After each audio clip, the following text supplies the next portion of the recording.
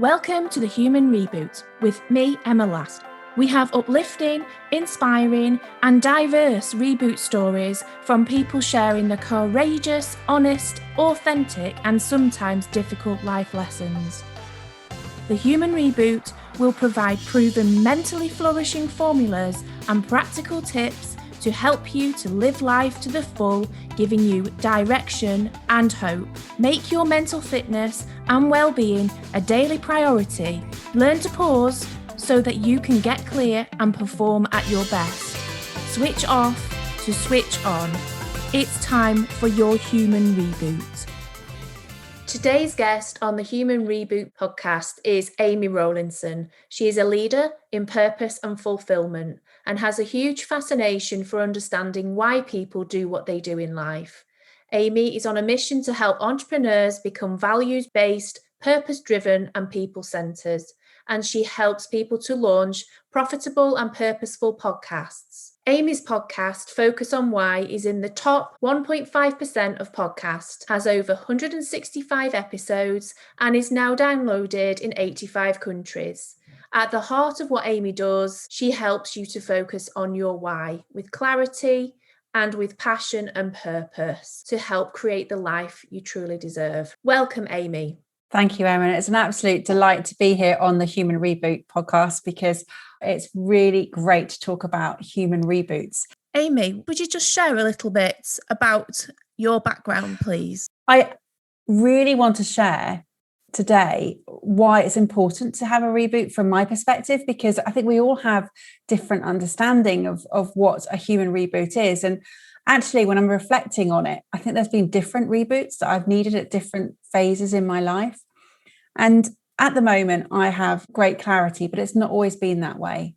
And I do talk about midlife beginnings because I feel that in the last few years, there have been certain events that have really caused me to have a human reboot in so many different aspects, not just in sort of like a physical, but emotional and potentially spiritual as well. So it's really interesting that the topic that you've got here, and I can imagine that a lot of people will come at it from different ways because there are so many different aspects to the complexity of a human life. And yeah, it's fascinating, Emma. I'm really, really looking forward to exploring this with you. Oh, so let's start with the reboot that sticks out in your mind the most. So I think the first big reboot that I remember was probably having children, because it was such a shift in dynamic from being a singular person, your own responsibility, looking after your life and going on that. And then the body obviously goes through a huge amount of changes. And so there's a lot of things going on there. But it's that whole change of this is not how life is going to be anymore, because I have small people at the time. With the first one, it's probably with my daughter. It was a case of I'm now responsible for this little bundle. What's happening here? And so I did have a reboot at that point. I think that was a slightly different way of thinking about this. But I had to be more responsible about what I was ingesting. You know, I was feeding my daughter and it made a big difference. So you start to really think about impact and the knock-on effects of what you're doing. Whereas before that, you're quite sort of carefree and sort of let things just go. But it was a real shift for me. And it was a real change in my lifestyle in not just being able to pop out and meet people. It's like, okay, well, that's going to take me about a couple of hours to get all the clobber together to then be able to leave the house even. But it was a change, and it was an adaptation to life. And then I thought that I'm going to have another child, and I actually had a miscarriage in between my two children. And that was a real difficult period to go through. And I haven't talked about this very much, if at all. I mean, publicly, in maybe sort of, smaller forums. But yeah. I think it's important to talk about the things that we don't talk about very often. And I remember I was about 12, 13 weeks. And I remember being put on an antenatal ward, waiting to have everything sorted. And it was really difficult because, you know, you're around all these other women who were still very pregnant. They had various things like hyperemesis and things like that. And I remember just being underneath that sheet and just hiding from the world for a few days until I could have my operation. And it was really difficult from that perspective. But again, the body is giving itself this reboot, but mentally, you're not keeping up with what is physically happening. And I think from different perspectives, there are lots of different things going on in the body, and whether you're aware of them or not. And that again is another way of giving it a sort of an overhaul and giving a sort of a change in the way that things are operating. So I had to keep up with what my body was doing mentally. It was really hard. It was difficult. I was on my own, and those moments in the hospital, obviously my husband was there, but only he was looking after my daughter. So it was difficult for him to be there the whole time. And then again, going on to having another child, so having my son. Now, this is a while ago now. This is sort of 18 and 16 years ago that all of this sort of happened. And now I'm at a stage where I feel that in the last sort of 5 years, I've gone through a whole change and in midlife beginnings. And it was having to reboot our lives because things weren't working that well. In terms of my husband was getting very stressful job in a city, lots of headaches, migraines, and I could see this fog just sort of descending, and I knew I had to do something. And so I had to take control. So again, I guess those are my sort of three major points at where I've sort of seen reboots. And the more recent one has been fundamental to taking me and changing the course of my whole life to the position of where I am now. So, yeah, I mean, we can pick apart any of those three elements. To be fair, all three of those really resonate with me. The first one, when you're talking about all those new feelings around, you know, a new area of responsibility in your life, I think it's quite interesting because, you know, I can remember being in work and being told by like many people, don't say to anybody how long you're going to be off on maternity leave because you never know how you're going to feel by the time, you know, when that baby comes. You know, your whole view on the world will change. Do you think that your view on the world changed at that point? You're right. I didn't have a set decision made when I went on maternity leave. And I guess it was partly because you want to keep your options open. And yeah, I had no idea whether I would take to motherhood the way that I did. And also I was in a fortunate position where I could have a full-time being at home. And so I did say goodbye to work, and that was at the end of that chapter. So, you know, it was a bit of a change for me because you kind of become defined by what you do sometimes without even realizing it. You have a label attached to you, and my label changed from, you know, being a recruitment consultant to then being a full-time mother.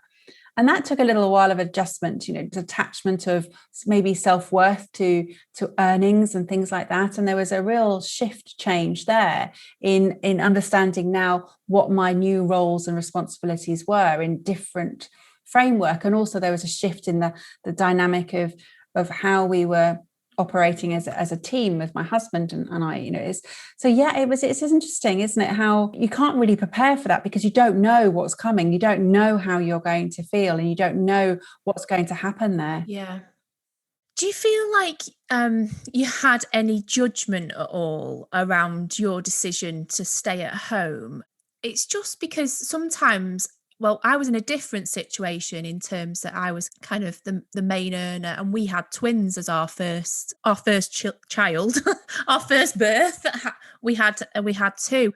And I went back to work 4 days a week, probably after about 11 months they were when I went back to work. And I did find that transition back to work quite difficult because I was so worried. They were so small and I was so worried about them.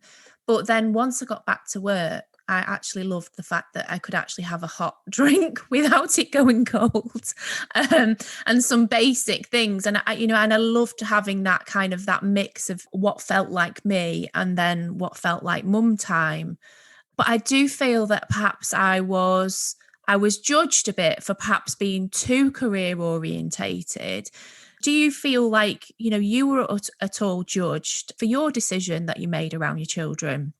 I don't think so, because I removed myself from an environment where I didn't necessarily hear those conversations happen. So I know that when I handed my notice in to my boss, she was really disappointed. And there was a part of me that was needing that recognition and sort of say, oh, the need of wanting to be desired in a workplace again. But I was so sure that it was the right thing. And to be fair, I didn't really have the mental capacity to balance. I didn't really feel that it was all consuming. And it wasn't really an option. I didn't feel that there was judgment per se.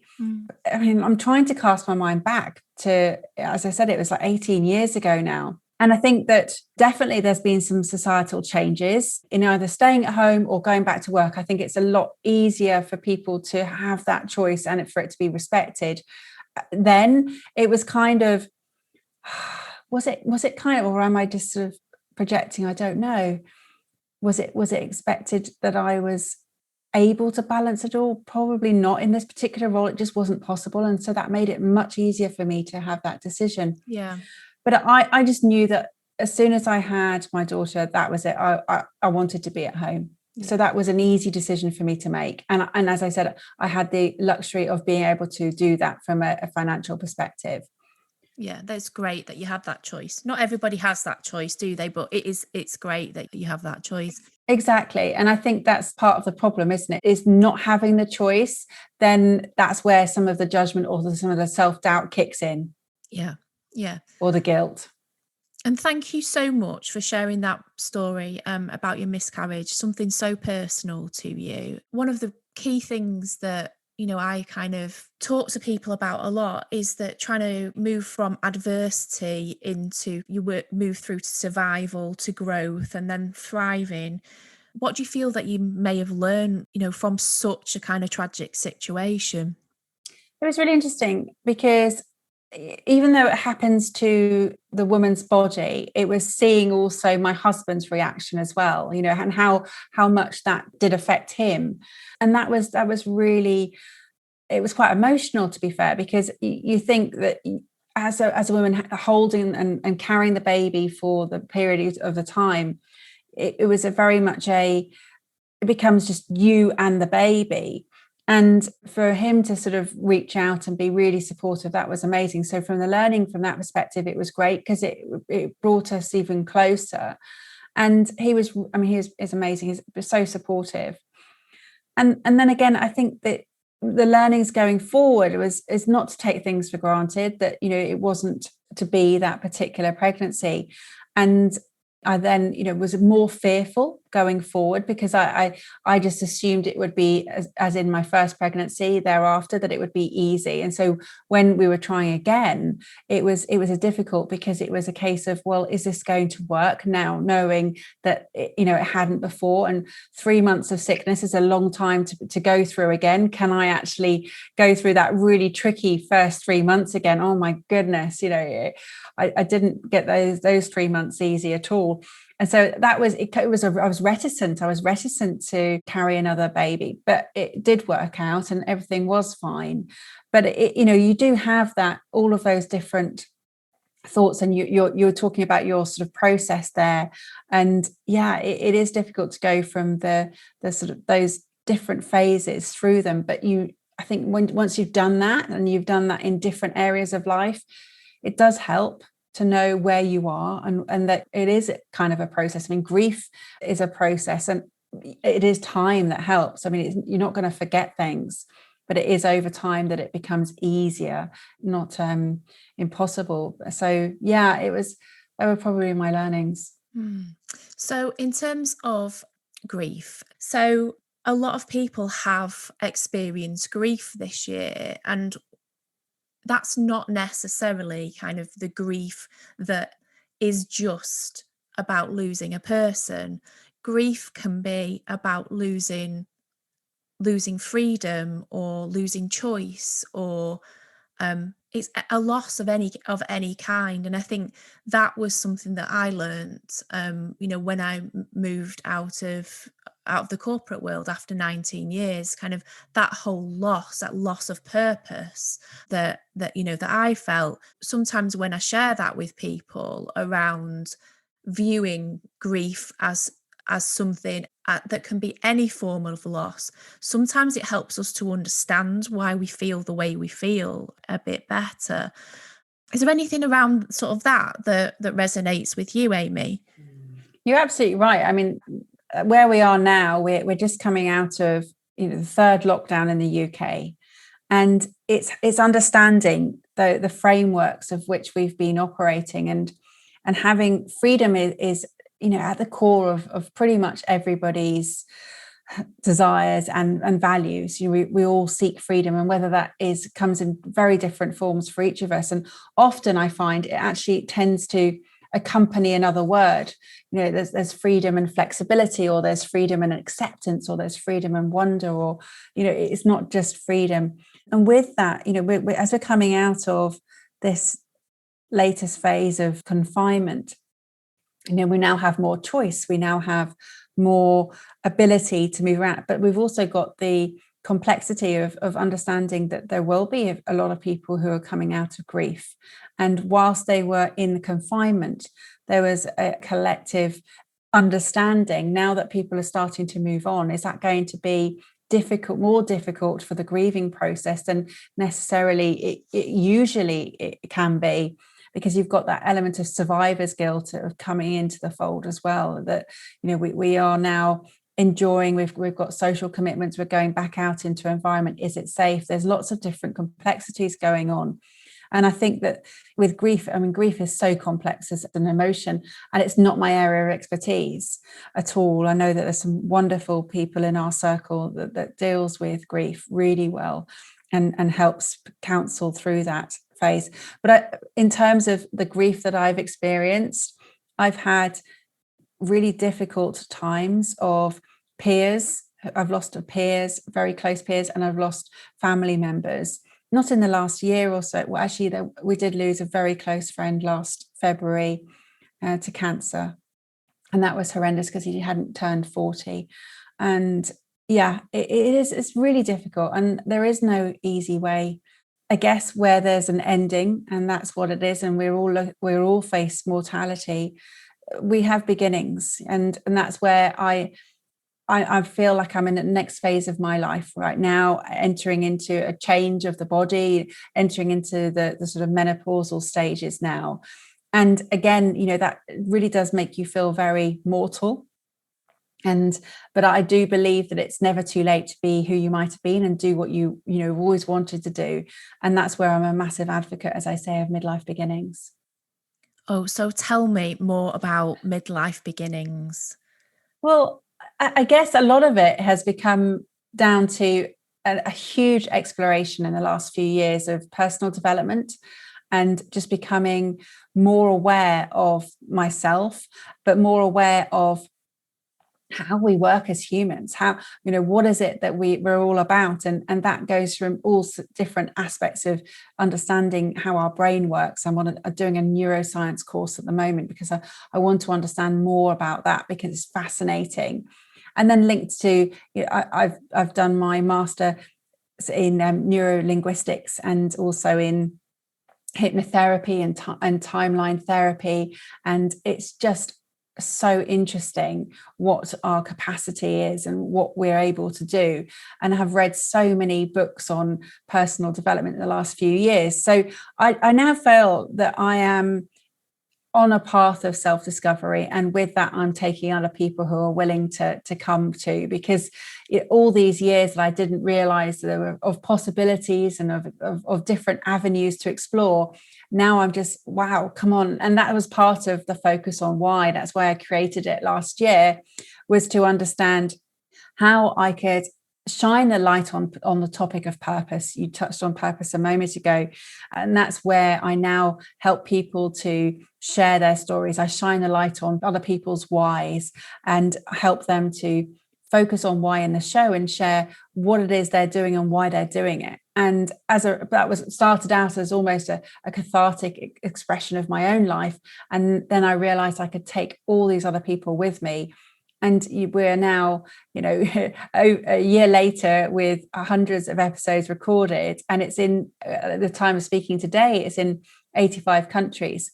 And so, yes, anything is possible. You can have these midlife beginnings and reboot in life. And it doesn't matter what it is or what, as long as you are enjoying the process and it brings you great fulfillment. And I think that's a really key thing, isn't it? It's like, enjoy the process, enjoy the journey, enjoy the steps. Sometimes when we're perhaps on a vision of what we want and where we want to be, sometimes we forget to enjoy the ride. And that's definitely something that I've really learned over the last few years.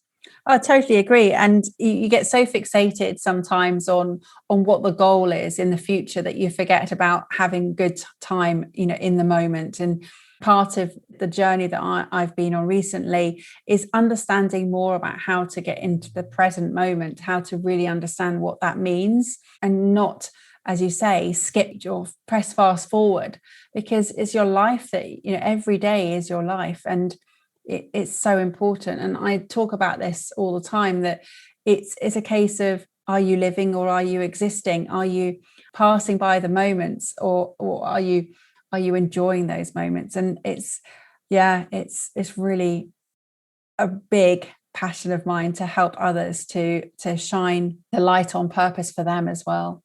Yeah. And a huge part of that is all around kind of having your purpose, knowing your identity, really kind of knowing who you are and actually who are you, what are your values, what do you stand for? And sometimes that sort of work takes a bit of time and it takes a bit of self-awareness. And like you say, self-development is massive. So what you were just saying about talking about being in the present, that leads me on beautifully to our next area of conversation, which is all around how you switch off to switch on. That's a great question. It is a really good question. So I switch off in different ways. I love reading, and I love taking myself into different worlds. And I used to read predominantly sort of fiction, but I moved into a place of nonfiction. And I think sometimes that doesn't help me to switch off, because I'm very much still switched on and filling my brain and my whole space with curiosity. But it is a way of me rebooting, giving myself more energy by doing that. And I'm really aware of, you were talking earlier about the values and what it is I do. And I'm really aware that for me, brilliance is something that I strive for. So when you say switch off, what does that mean? It means giving me more me time and feeding my values and not filling up my day with other tasks. So I'm very aware that my core values are being served. People say, oh, do you know what your core values are? And they might list off a few words, but then do they actually live by those values? Are they actually meaningful for them? And quite often they're not. And so, mine are achievement. It's all about sort of looking for the transformation, understanding how I can evolve into a better person. And so when I switch off, it's a case of understanding that it is exploring new avenues, exploring opportunities, having conversations, having great time with others, being more mindful of the people, the company that I'm keeping as well, and just having that great opportunity to engage with other people. And part of one of my huge values is being a bridge builder. I love connecting people. So connectedness is a huge part of who I am. And that's where partly recording the episodes in my podcast with people brings more people together, and I feel like it's just this big jigsaw that I'm building, and I love that. It really is important to me. And that links in very much so with diversity, because I believe that we're all connected, we're all different, but we're all part of that jigsaw in some way or another. But part of what I do in my coaching work is helping people to identify what makes them unique, what their superpowers are, what they absolutely love doing. Because as I said earlier, we can be so busy filling in the moments that we don't look for things that are fulfilling. And that's really important to me. And I have a bit of a Tigger-like energy, a huge amount of effervescence, if you say.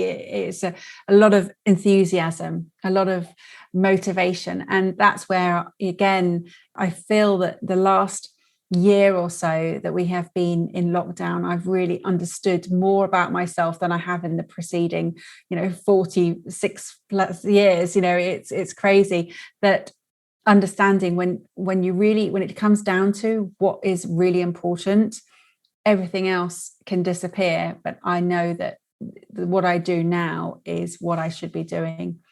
So yeah, from another perspective, I love sitting down with the family and watching box sets together and talking about it. It takes us a lot longer because we pause and we chat about things.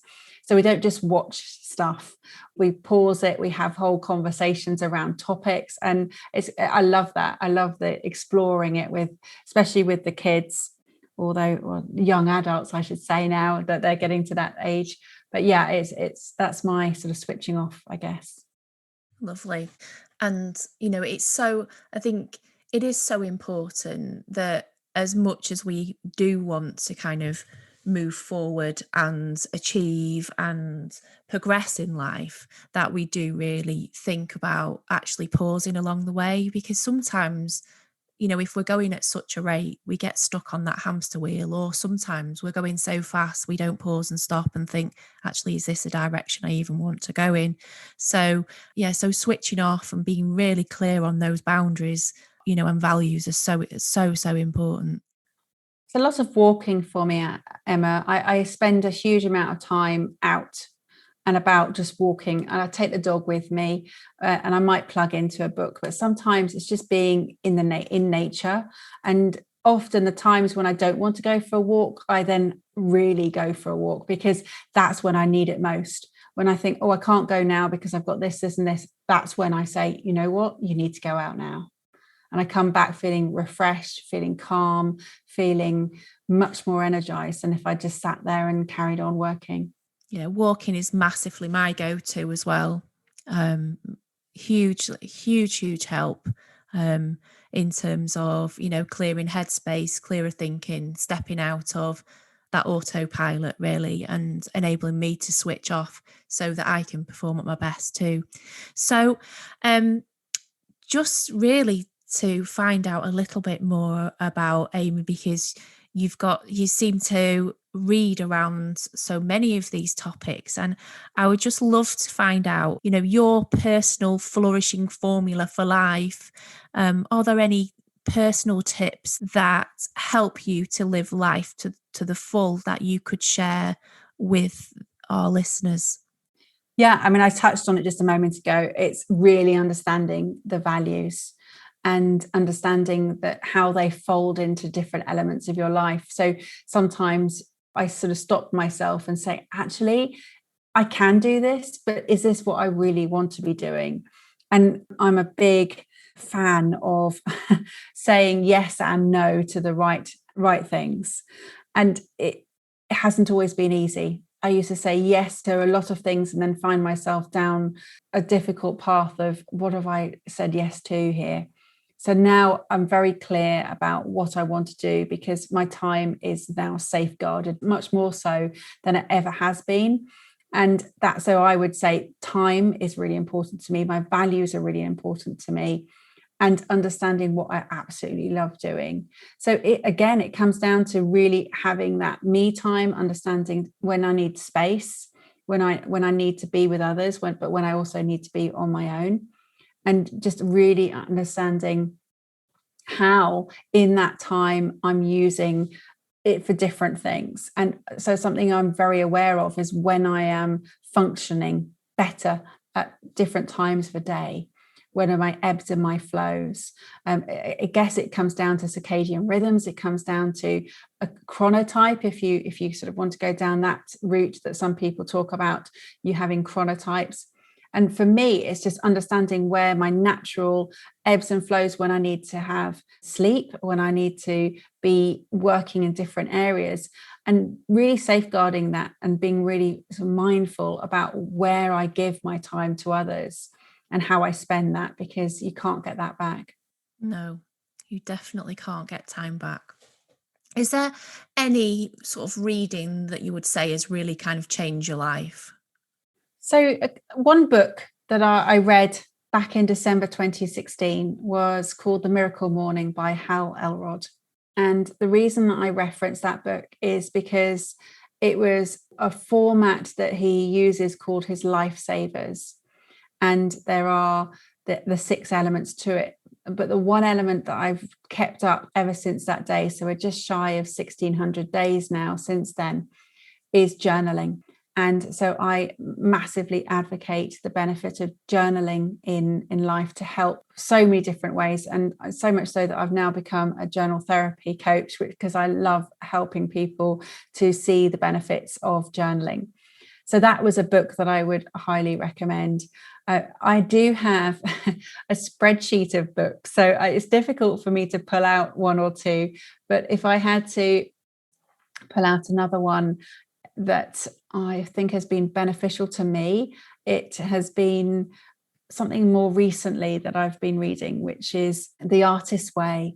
And again, that is by Julia Cameron. And again, it talks and advocates the benefits of writing and putting pen to paper, and lots of exercises, a 12-week program that she walks you through. And this has been used, this book now, for decades by many people, particularly for creative people who have got artist's block or various things.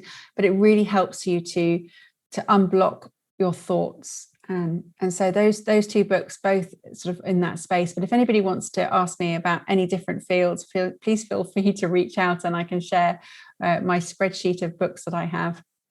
Oh, I love that all around journaling. I honestly think that for me, kind of, I got to a point where I found it quite hard to express how I was feeling, because I'd kind of been the superwoman, if that made sense, for so long, and found that it was quite difficult to talk deeply and openly about my feelings. And journaling, I would say I've been consistently writing since, well, probably for at least the last 18 months to 2 years. I write every single day without fail. And it's a way to just get what is in my head out of my head. And sometimes that is what I say to my clients is there's no right or wrong way to journal. It's just get what is in your head out of your head. Then it might be one day that it's that you're organizing thoughts. It might be one day that it's real creative, emotional writing. It might be that you're diarising something. So I don't know if you've got any thoughts on that, Amy. Yeah, I mean, it's a real honest reflection. It's a snapshot of how you are right in the moment right now. And what I see growth, I see the challenges, I see how I've overcome those, and I see how all the smaller moments all piece together, and not just those big events that you have in life. So for me, as you say, there's no right or wrong way here. But I do find that when I start writing, that I get rid of a lot of negative comments, a lot of negative self-talk, and I can start to reframe that as much more positive statements and much more positive language, and that has made a massive difference over the years. So I use journaling, as you say, for expressive writing. I use it to report various events. I use it as a diary to journal out, my progress, to log my goals, my achievements. But it is a huge reframing of language. And often when you're writing in the mornings, and particularly so, it means that you can just get on with what's important during that day. You can really focus on the more relevant stuff instead of thinking about things that aren't so relevant, because you've given acknowledgement to those words first thing in the morning, and they just disappear. Yeah. I mean, I love it. In fact, I've just been part of a book collaboration, which will be coming out actually within the next probably 6 to 8 weeks. And within that, I've shared extracts of my journal, and I've ended up doing it a bit more kind of Bridget Jones style-y. So it's not, there's some personal things in there, but because sometimes I'll just diarise kind of what's going on in the world at that time. So I've kind of used that to be able to share my journey over 2020. So I hope that will help people as well, because it's certainly helped me. I'd even go as far to say that journaling's played a part in saving my life. And that's probably quite extreme, isn't it? But I do think... No, I think it has that power. I really do. And there's a reason why the journal is used alongside therapy, because of all of the benefits of reducing stress and for helping the physical well-being. You know, it is used a lot with people who are going through trauma or addiction recovery or chronic illness or eating disorders or issues with marriage and family relationships. You know, there's lots of different reasons that journaling is actually proven to be a really good resource. Oh, thank you, Amy. I have absolutely loved having you on the Human Reboot podcast today. If anyone would like to get in touch with you, what's the best way for them to do that? The easiest way to get in contact with me is to go to my website. It's amyrowlinson.com. Brilliant. Thank you. And thank you so much, Amy. I have absolutely loved this. Well, thank you very much for having me today, Emma. It's been an absolute pleasure having this conversation. Thank you for listening to the Human Reboot podcast. I'm Emma Last, and if you've enjoyed this episode, please leave me a 5-star podcast review and visit thehumanrebootmovement.com, where you can find downloadable free resources, sign up to my mailing list, or connect with me on social. So that's thehumanrebootmovement.com. Let's switch off so we can switch on. It's time for your human reboot.